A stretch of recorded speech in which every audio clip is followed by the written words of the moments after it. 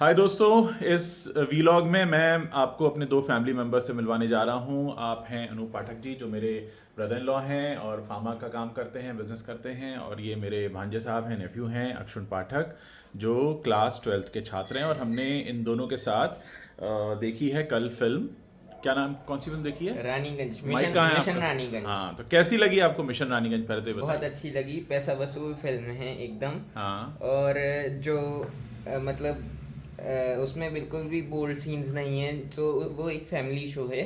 आप हाँ। देख सकते हैं, मैं रिकमेंड करूँगा कि आपको ज़रूर देखनी चाहिए, क्योंकि ऐसी फिल्में बहुत कम बनती हैं, बहुत लंबे समय के बाद बनती हैं। आपको कैसी लगी? मुझे भी बहुत अच्छी लगी। हाँ। और मुझे भी एक अलग टॉपिक था उसमें, हाँ। तो इसको देख के अच्छा लगा। उसमें अक्षय कुमार की एक्टिंग भी बहुत अच्छी थी।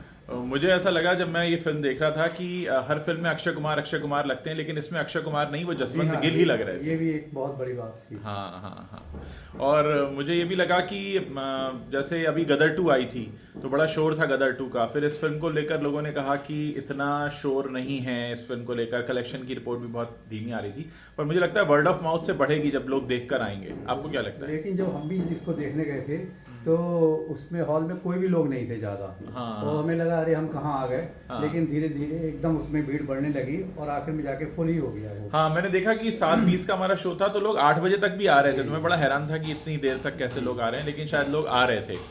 और हमने देखा है सैटरडे इवनिंग का शो, तो जी। छुट्टी वाला ही दिन था।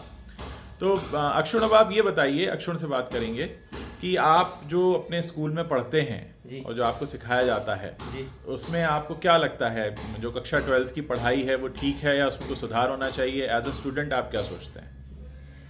देखिए, सबसे बड़ी बात कि जो स्ट्रीम्स का बंधन है, मतलब जिस कारण से बच्चा जो नहीं पढ़ पा रहा है, उसको मजबूरी में पढ़ना पड़ता है। जैसे कि फिज़िक्स के साथ शायद किसी की केमिस्ट्री नहीं चलती है, तो ये जो स्ट्रीम्स का बंधन है वो आपको मतलब हटाना चाहिए।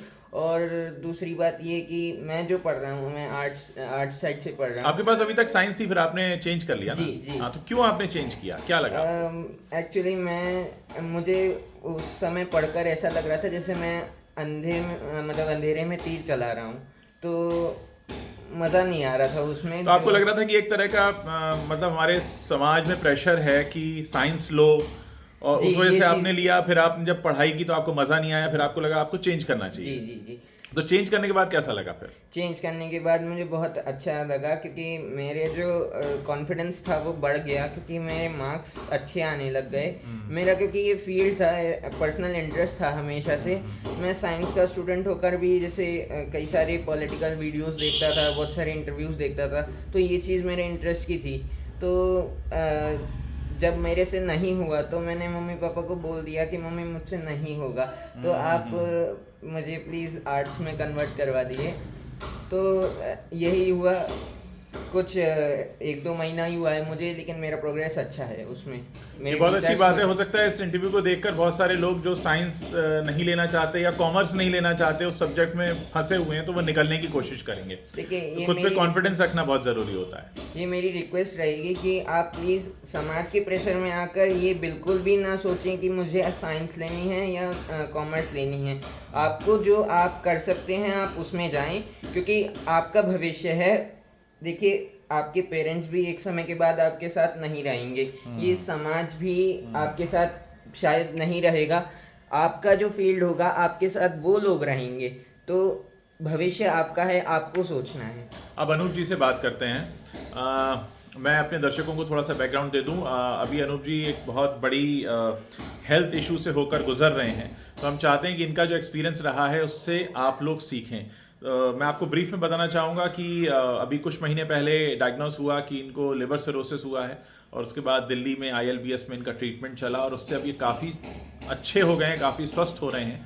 तो अनुज जी, आप बताइए कि आपका क्या एक्सपीरियंस रहा इस बीमारी को लेकर। लोग जैसे ही लोग लिवर सुनते हैं तो उनको दिमाग में आता है कि भाई कोई व्यक्ति पीता होगा, शराब का सेवन करता होगा, इसलिए लिवर की बीमारी हुई, और आप करते नहीं है। तो क्या एक्सपीरियंस था आपका? सबसे पहली बात तो यही है कि मैंने बहुत सारे लोगों से यही सुना कि भाई डॉक्टर को भी जिसको मैं दिखाने गया, उसने भी कहा कितना फ्रिक्वेंसी है, कितना देते हैं, जबकि मैंने तो आज तक इसको छुआ भी नहीं है। और ना मुझे कोई किसी तरीके का हेपेटाइटिस था, ABCDE किसी तरीके का। पर मुझे क्यों ऐसा हुआ ये मुझको खुद को नहीं पता, और डॉक्टर भी आज तक नहीं पता कर पाए इस बात को। लेकिन इस बीमारी या कोई भी बीमारी हो, उसमें सेल्फ मोटिवेशन की बहुत ज़रूरत होती है। और मैंने अपने को सेल्फ मोटिवेट करके ही, और मेरी फैमिली ने भी मुझे बहुत सपोर्ट करा, खासकर मेरी वाइफ ने, जिसने मेरा पूरा ध्यान रखा, और मैं स्वस्थता की ओर बढ़ता चला जा रहा हूँ। तो इनकी जो है डाइट में दर्शकों को बता दूं बदल गई है। अब नॉर्मली जो हम सब खाना खाते हैं जैसे दाल चावल सब्जी रोटी, उसकी जगह बहुत सारी चीज़ों ने ले ली है जो कि बहुत न्यूट्रिशियस हैं। और आप बताइए आपके क्या क्या खाते हैं? मेरा खाने का ये है कि सुबह मैं ये खाने में जैसे सुबह उठता हूँ तो तुरंत नींबू पानी पीने के साथ मेरी दिनचर्या शुरू होती है। उसके बाद फ्रेश होने के बाद मैं काजू और बादाम और अखरोट खाता हूँ। फिर 2 घंटे बाद मैं ओट्स खाता हूँ। उसके बाद मैं हर 2 घंटे के बाद कोई फल छोटा सा एक खा लेता हूँ। फिर मुझे 2 बजे एक रोटी मिलती है और 1 कटोरी सब्जी दही के साथ खाता हूँ। और नमक चीनी आपका बंद है? चीनी मैंने पिछले 9 महीने से बंद कर रखा है। तो ये सारी बातें मैं दर्शकों आपको बताना चाहता था। हम में से बहुत सारे लोग हैं जो नमक ऊपर से डाल लेते हैं, चीनी ज़्यादा खाते हैं, बहुत मीठा खाते हैं, बार बार आइसक्रीम और ऐसी बहुत सारी चीज़ें खाते हैं। लाइफ इनके बिना भी चलती है और बहुत अच्छी चलती है। आपको लगता है कुछ आप मिस कर रहे हैं? नहीं, मुझे कोई भी तरीके का ऐसा एहसास नहीं होता है कि मैंने कोई चीज़ नहीं खा रहा हूँ तो मुझे बहुत वीकनेस हो रही है या मुझे बहुत ज़्यादा मेरी कमजोरी है। मैंने अपने ऊपर बहुत विश्वास रखा है और मैं ये सही होना था, इसलिए मैंने इन सब चीज़ों को अपना लिया है। तो मुझे लगता है कि आपसे बहुत सारे लोगों को सीखने मिलेगा कि हम लोग अक्सर अपनी जीवन में बहुत सारी ऐसी चीज़ें खाते हैं जिनकी हमें ज़रूरत नहीं होती। हम सिर्फ अपनी ज़बान के टेस्ट के आसपास घूमते रहते हैं। लेकिन आजकल लोग काफ़ी डाइट कॉन्शियस भी हो रहे हैं। और आप अपना ILBS का जो आपका एक्सपीरियंस है वो बताइए। डॉक्टर सरीन के अंडर में आपका ट्रीटमेंट रहा है? एक्सपीरियंस भी मेरा बहुत अच्छा रहा है, क्योंकि यहाँ तो मुझे जैसे जब मैंने इनिशियली ट्रीटमेंट लेने के लिए तैयार था तो क्या हुआ, एंडोस्कोपी हुआ मेरा, उसमें मेरी बाइंडिंग हुई। उसके बाद मैंने वेदांता हॉस्पिटल का जो कहते हैं उसको अपॉइंटमेंट लिया।